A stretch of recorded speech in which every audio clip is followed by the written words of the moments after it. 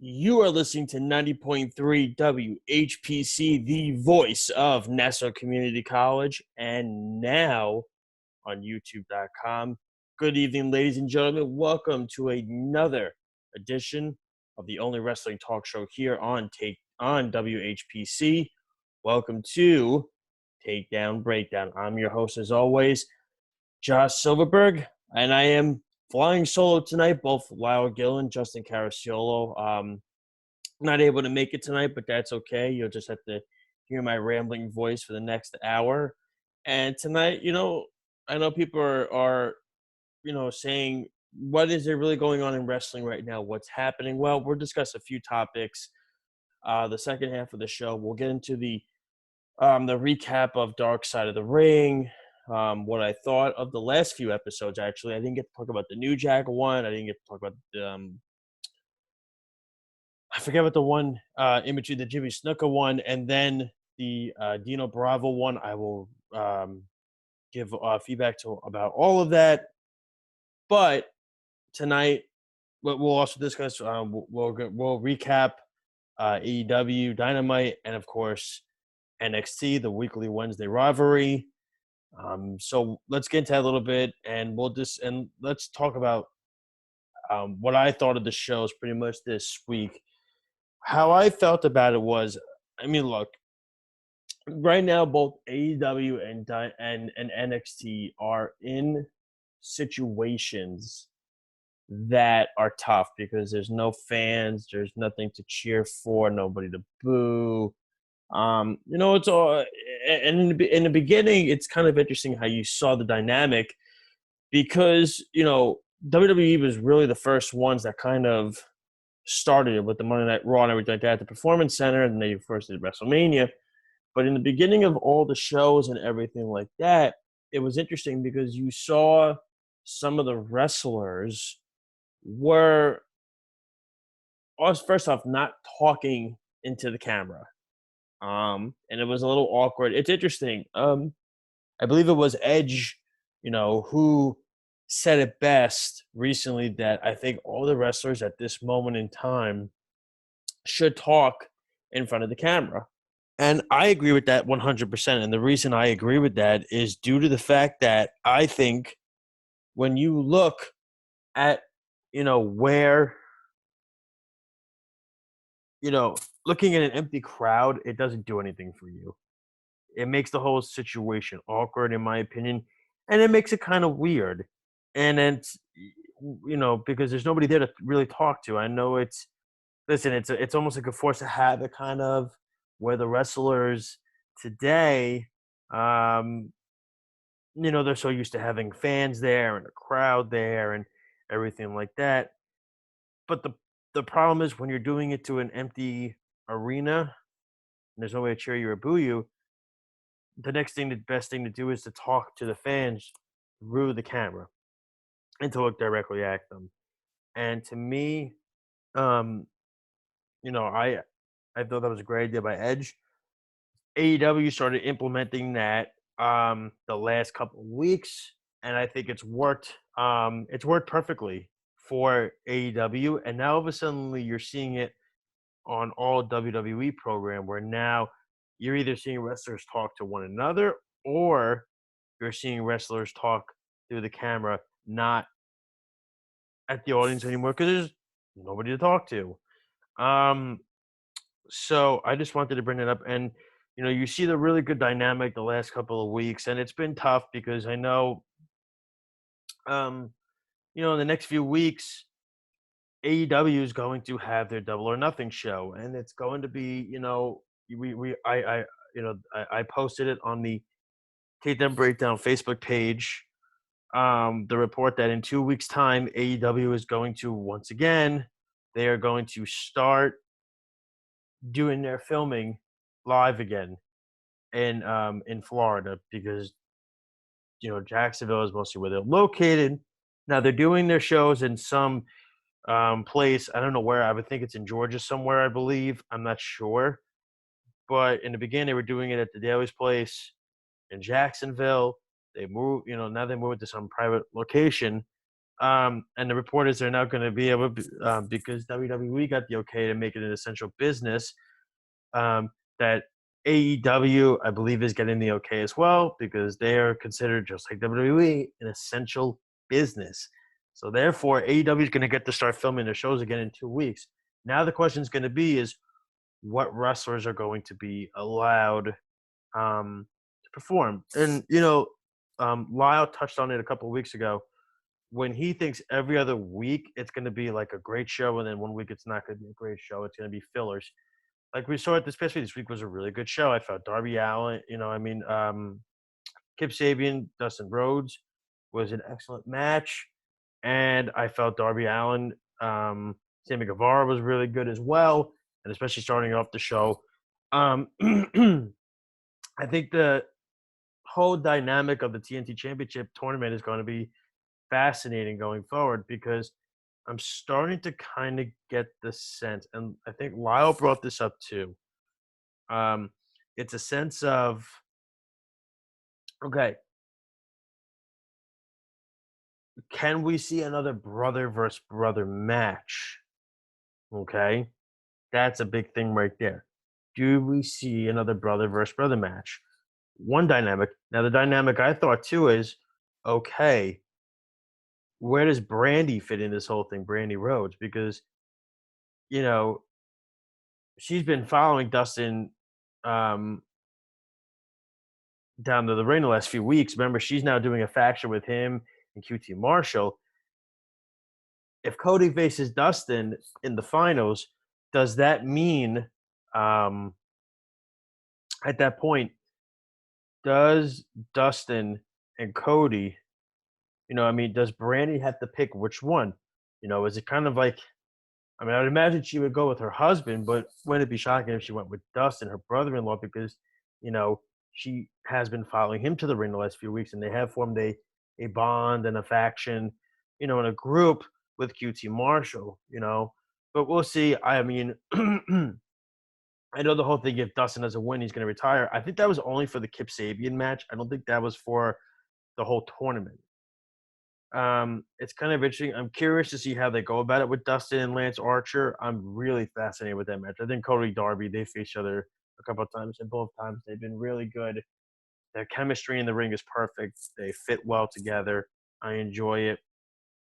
It's a matter of how does Lance Archer and Dustin Rhodes do? Now, I think this is a big breakthrough possibly for Lance Archer because this is a big opponent for him. Um, Lance, I don't think has had this big of a match probably since Wrestle Kingdom when he fought John Moxley for the United States Championship in a Texas Death match. Hasn't been, I think, as big of a match. The Colt Cabana match was okay, Marco Stunt match okay, but this is big. This is Dustin Rhodes, a future Hall of Famer. So this is a big deal for him to really go in there and try to show everybody why AEW signed him and why, guys like me believe in him. I thought it was a great signing. He's come an extremely long way, Lance has, to where he is today. And you can't help but be impressed at where he's at. I think he's got immense talent. He's uber talented, great in the ring, can cut a promo. Adding Jake Roberts, even though it kind of stinks right now because Jake is unable to be there because of his age and everything like that. He can't, obviously, with the coronavirus and everything like that. And also, I didn't get to say this at the um, beginning of the show. Thank you to all the healthcare workers, um, everybody, healthcare workers, doctors, nurses, custodians, teachers, uh, transportation workers, everybody that's working their butts off. We thank you for everything. I know my wife and I are teachers, and we're doing all this distant learning stuff, so it's different aspect in our lives for sure. So we thank you for everything as well. But going back to what I was saying about with Jake Roberts, he's not able to be there, because he was supposed to be the client, or he is the client that's going to take down Cody Rhodes. You would imagine this is what they brought Lance in for. the challenge Cody. That's what Jake said in his debut promo. Hail mighty Caesar. I'm not, I'm not here to praise you. I'm here to slay you. And when you take that into account, you have to think Lance is gonna face Cody. Maybe Dustin gets like a disqualification win. He beats Dustin up after the match so badly that it's like Cody comes out and he tries to save him. I don't know. I think something like that could happen. Um, we'll see going forward, but I have enjoyed the AEW programming a lot. Of course, it's not the same without the fans. Obviously the Young Bucks are not able to be there, being quarantined and everything like that. Tough to travel. They're over in at their base in Rancho Cucamonga, California. Um, so they're doing their thing over in California. So it kind of makes it difficult for them to travel at this point. Um, John Moxley's come and gone. I've enjoyed the commentary a lot by the guest commentators, especially Chris Jericho has been phenomenal. MJF with this hangnail thing. Trying to think what else. Kenny Omega beating up, of course, local talent. You're going to get them when you don't have a full roster. I am curious how Double or Nothing is treated. I've said what I said the last couple of weeks. What I could see them doing is because you need to have guys like the Young Bucks, Luchasaurus, Proud and Powerful hasn't been there, the Lucha Brothers. It's so unfortunate that the tag team division hasn't really been able to show itself because it's the best in professional wrestling. When you have Jurassic Express, SCU, the Lucha Brothers, Proud and Powerful, Santana and Ortiz, uh, Best Friends, the Young Bucks, Hangman Page can't even be there because he's quarantined. Of course, he and Kenny Omega are the tag team champions. The reports that the Revival, or they're not going to be called by the Revolt, could be joining them. The Dark Order. Their tag team division is ridiculously high. It's unbelievably talented. It's the best in professional wrestling. That it can't be really shown right now because, of course, so many people in the ring and this and that and that. It's tough. And a lot of these guys aren't local right now, and we're hoping that soon enough we could see these tag team matches again. But I'm wondering if AEW goes to the route of they have some matches and where they're doing their filming in Florida, and then maybe they do some of their matches at the Young Bucks maybe property. I know that's supposed to be like jokey because it's on the Being the Elite, and I get it's supposed to be all funny and everything like that.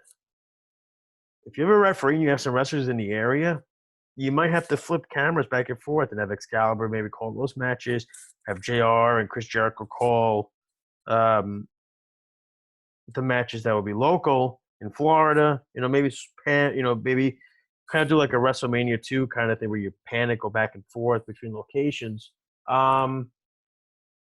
But I think that would be a great scenario, and that's the best case scenario, I think, to get all the talent involved.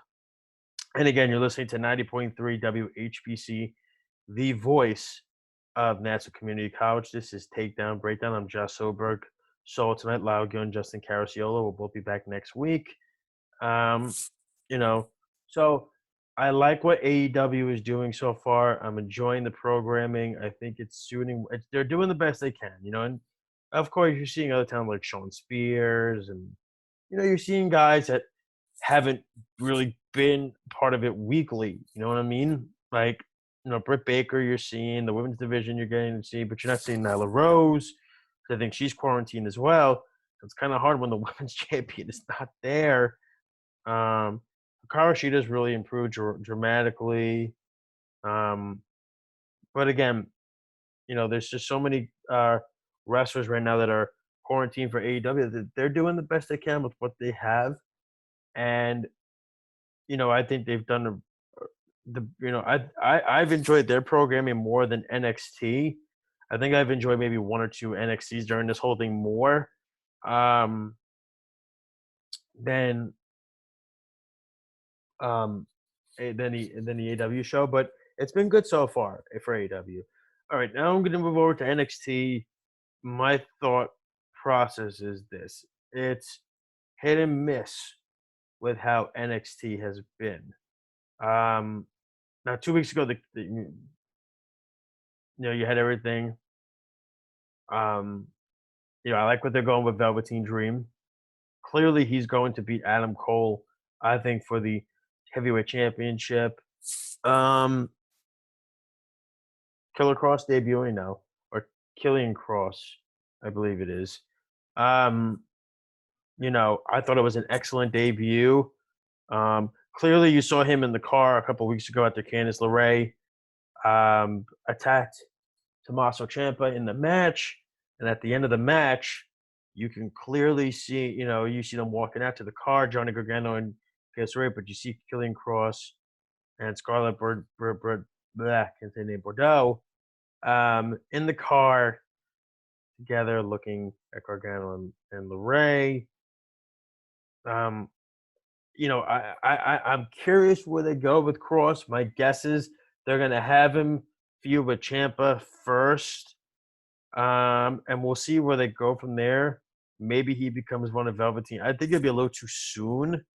I can easily see him being in a North American Championship feud with Keith Lee. Maybe Keith Lee and he have a little bit of a feud because I think Keith Lee needs some new blood in the rivalry pool. He's fought with Damian Priest and Dominik Dijakovic, who are both sensational athletes and they've had great matches, those three of them. But I think it's time for Keith Lee to get some new blood. And, maybe, I love Roderick Strong. I've always said I think he's arguably the best one in the Undisputed Era, wrestling wise. The thing of it is, I just can't be bought in the sense that he could beat Keith Lee. Like I don't buy it. You know what I'm saying? Like the size differential and everything like that. But you never know. You see, maybe the Undisputed Era come in and help and everything, of that sorts. But again, I just think that, in my opinion, you got, I think Keith Lee's on a tear right now. I think he having a rivalry with Killian Cross would be phenomenal. It'd be great programming. So we'll see where that lands. Obviously Finn Balor was supposed to fight uh, Velveteen Dream in the match. Uh, what was it? That was what originally was supposed to happen, I believe. But that might have been 2 weeks ago. We haven't discussed the last 2 weeks, but Finn Balor was supposed to have a match with Velveteen Dream. Yes, it was supposed to be this past week. It didn't happen. It wound up turning into a tag match with Roderick Strong, Adam Cole versus Velveteen Dream, and Keith Lee. Keith Lee out. All of a sudden, it's a 2-on-1 handicap match, and then Dexter Lumis, of all people, and his character has been interesting to say the least. He's kind of been like that creepy, stalking kind of guy. He hides everywhere. Phenomenal in the ring. His entrance music goes with what he is. I've never heard him cut a promo. I know he's done some funny videos on YouTube. But, to me, I think I'm curious to see where they go with this Dexter Lumis thing. Is he a part of this whole thing? I don't know what he's a part of, honestly. He was just the guy that joined the thing. It was just weird. It was ready to join the tag team match. It was random. It was very random, to say the least. But I think it worked. It worked. It was interesting. Um, it was random because it's like, wow, how is a random guy supposed to just tag in and join the match? That doesn't make any sense, does it? That was the weirdest thing about the whole situation. But it worked, I guess. And to have Velveteen Dream win, and he keeps winning and he keeps beating guys in the Undisputed Era, I think it's just showing that he's going to be the guy that takes down Adam Cole and the streak of the championship. So of course, I was getting into Velveteen Dream. I was getting into Finn Balor and Imperium because Balor was taken out. His equipment was all over the place, and of course, he and Walter, are going to have a feud for the NXT UK Championship. And I've been saying it for months. Okay, who's the guy that's going to take down Walter? Who can do it? I don't think anybody on the NXT UK roster can really do it. I mean, they put Pete Dunne in front of him, beat him. They put Joe Coffey in front of him, he beat him. Put Tyler Bate in front of him, he beat him. It's kind of tough after that on the NXT UK roster to have somebody at that point. I don't think Ivan Dragunov is an excellent competitor. I don't think he's a guy that's going to take down Walter. That's just the thing. He had a phenomenal match at Worlds Collide against Balor. Uh, so, and he also fought Cesaro as well at Takeover.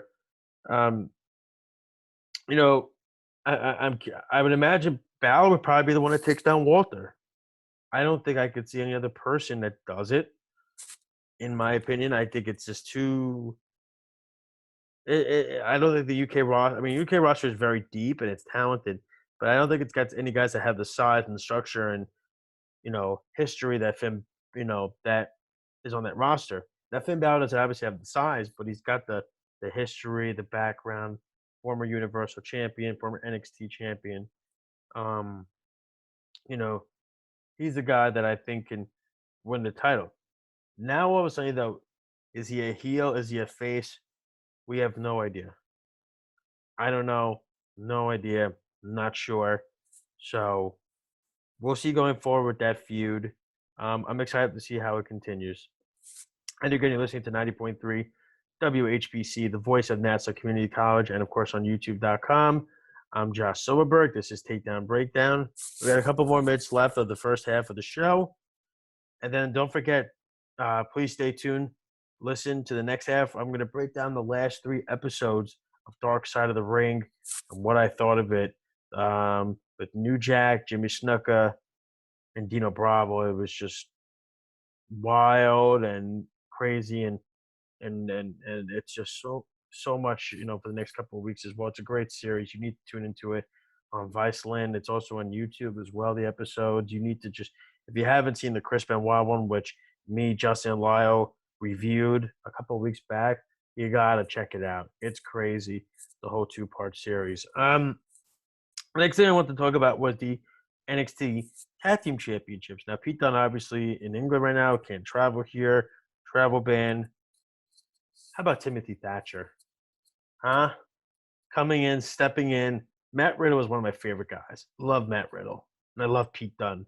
That's why I love the tag team with the Broserweights. But Timothy Thatcher stepping in is a great idea. It fits well because he has the same demeanor that Pete Dunne has, where it's like perfect and it works and it's awesome and it really, really, really sets. I think he fits well with um with Matt Riddle. Their match, what was it? Their match 2 weeks ago against. I think they fought. I think they fought Matt. They fought. Can't say they fought Roderick Strong and Bobby Fish. Of course, Kyle O'Reilly cannot be there because he is a diabetic with symptoms with the COVID-19. He can't, due to his immune system and being a diabetic, he's not allowed. He must be quarantined. He cannot be anywhere around, people right now, especially with everything going on. So it gets to the point of, okay, who is the guy Matt Riddle you think can work with? And it was amazing because I kind of forgot about Timothy Thatcher because remember when they announced they announced that he signed. It was on the same day that Killer Cross signed, so it was kind of like put to the back burner a little bit. But boy, he's something else to watch. His chemistry with Riddle, excuse me, is perfect. It works well. It gels well. I like where I like where that's going. Um, I like Malcolm Bivens bringing in his tag team. Excuse me, that has come in and they've We'll see if they challenge them next. I mean, Undisputed Era has had a lot of opportunities at this point for the tag team belts to come back, and it's not the same without Fish and O'Reilly. I know Strong, like I said, I Strong is more for a singles competitor, North American Championship guy, Cole's singles competitor. Fish and O'Reilly are the tag team of the Undisputed Era. I mean, it's just been the case. When Fish was down, Strong was the replacement. Okay, that's just, and it was it was a great dynamic and it worked well, but it wasn't the same. Um, you know, with Red Dragon being what they are, a Ring of from Ring of Honor to New Japan to now here, it molds and it fits the best. That's just my personal take on that. So that's my review for NXT. So I'm gonna give the thumbs up show this week. I'm gonna give it to AEW. Okay, giving my thumbs up to AEW this week. They did a great job. Look, Alan Guevara. I can watch. Sammy Guevara is a superstar in this business, man. He's the future of this business, as is Darby Allin. I mean, those two are so unbelievable in the ring. They have great chemistry together. And Kip Sabian, Dustin Rhodes. How about Dustin Rhodes using the Canadian Destroyer to finish off a match? Finally, somebody used the Canadian Destroyer as a finishing move, and it was a great way for the match to end. Kenny Omega put on a great performance. Again, the viewership is not great right now for wrestling, other than probably Monday Night Raw. Even SmackDown's ratings are down. Monday Night Raw's having over 2 million viewers. AEW won the ratings again after I think NXT won it 2 weeks in a row. AEW won it this week. Luckily for them too, the NFL draft was on Thursday, Friday, Saturday, Sunday. It hurt SmackDown, I'm sure of that. But I think AEW was the better show this past week. I am curious where they go. I know Keith Lee's supposed to defend the North American Championship this week. You're waiting for when Adam Cole is going to defend that belt against Velveteen Dream. Now that's going to be a match that everybody's going to tune into. Everybody's going to want to see.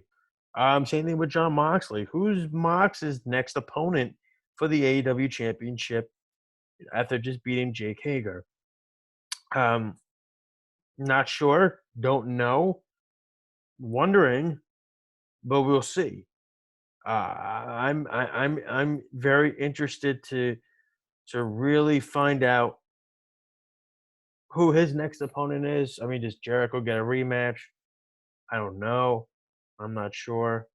But again, I think both companies are doing the best they can with the situation that they're in. With no fans, it's difficult. And these guys and these girls are putting on performances. They're trying to do their best they can in a crappy situation that's just an unfortunate one for them, but they're trying. And that's really what the whole point of them doing this whole thing is that they really are, throughout this entire process, doing the best they can to entertain us fans, give us a distraction for a couple hours on Monday and Wednesday and Fridays and everything like that. So hopefully going forward, we continue to see more fun entertainment. All right, we're going to take a break. When we come back, I'm going to review the last 3 episodes of Dark Side of the Ring. You're not going to want to miss it. You're listening to 90.3 WHBC, the voice of Nats Community College. This is Takedown Breakdown. We'll be right back.